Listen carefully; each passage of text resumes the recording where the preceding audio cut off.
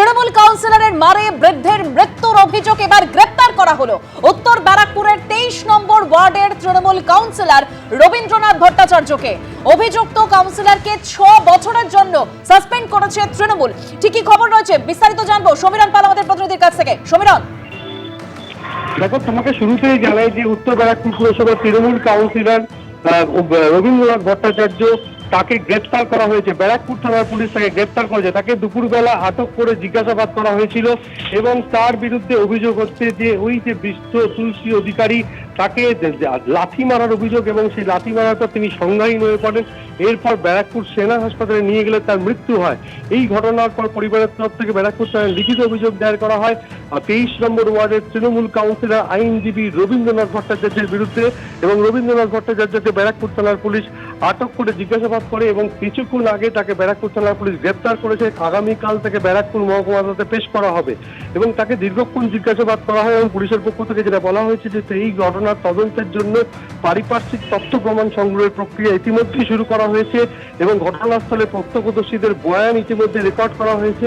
তার পাশাপাশি এই যে তৃণমূল কাউন্সিলর যার বিরুদ্ধে অভিযোগ যে বেআইনি নির্মাণের প্রতিবাদ করেছিল এই পরিবার, এবং সেই প্রতিবাদ তারা উত্তর ব্যারাকপুর পুরসভায় লিখিতভাবে অভিযোগ জানান।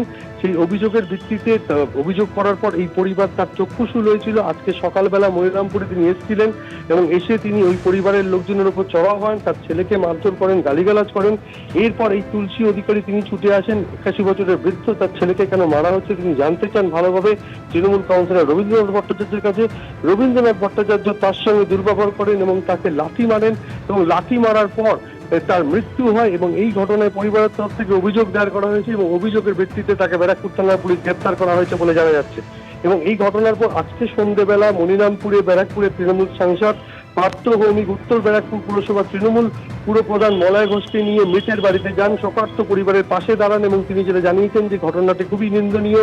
পুরসভায় তিনি অভিযোগ জানিয়েছিলেন। অভিযোগ জানানোর পর সেই অভিযোগের পর পুরসভার পক্ষ থেকে নোটিশ পর্যন্ত ইস্যু করা হয়েছিল। কেন তারপরেও তৃণমূল কাউন্সিলর রবীন্দ্রনাথ ভট্টাচার্য তাদের বাড়িতে গেছিলেন এবং বাগবিতণ্ডায় জড়িয়ে পড়েন এবং এই বৃদ্ধকে লাথি মারেন, সেই বিষয়টি দলের কাছে গ্রহণযোগ্য হয়নি এবং সেই কারণে তার ভূমিকা নিয়ে প্রশ্ন উঠেছে। সেই কারণে দলের তরফ থেকে আজকে থেকে 6 বছরের জন্য তাকে সাসপেন্ড করা হয়েছে বলে তৃণমূল সাংসদ জানিয়েছেন।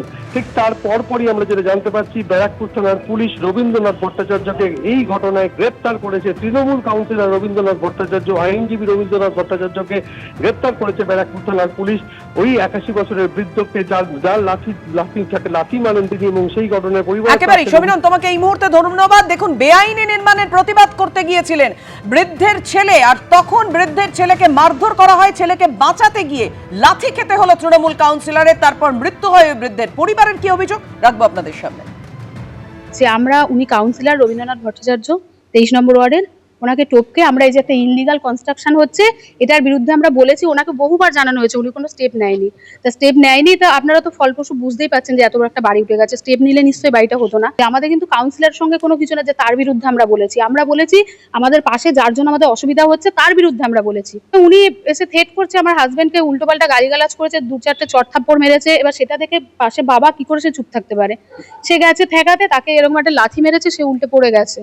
পড়ে গিয়ে তার কোনো সেন্স ছিল না। যখন হসপিটালে নিয়ে যাওয়া হয়ে গেছে তখন বলছে যে ডেথ, ডাক্তার বলছে। সমীরণ, পুলিশ কি পদক্ষেপ নিচ্ছে? দেখো, পুলিশের পক্ষ থেকে স্পষ্ট জানানো হয়েছে তৃণমূল কাউন্সিলরের বিরুদ্ধে যে অভিযোগ রয়েছে সেই অভিযোগের ভিত্তিতে তৃণমূল কাউন্সিলর রবীন্দ্রনাথ ভট্টাচার্যকে গ্রেপ্তার করা হয়েছে। তুমি জানো যে ঘটনার পরপরই ব্যারাকপুর কমিশনারের পক্ষ থেকে স্পষ্ট জানানো হয়েছে যে অভিযোগ করা হচ্ছে পরিবারের তরফ থেকে সেই অভিযোগ খতিয়ে দেখে পুঙ্খানুপুঙ্খ তদন্ত করা হবে এবং কাউন্সিলরের ভূমিকা খতিয়ে দেখা হবে।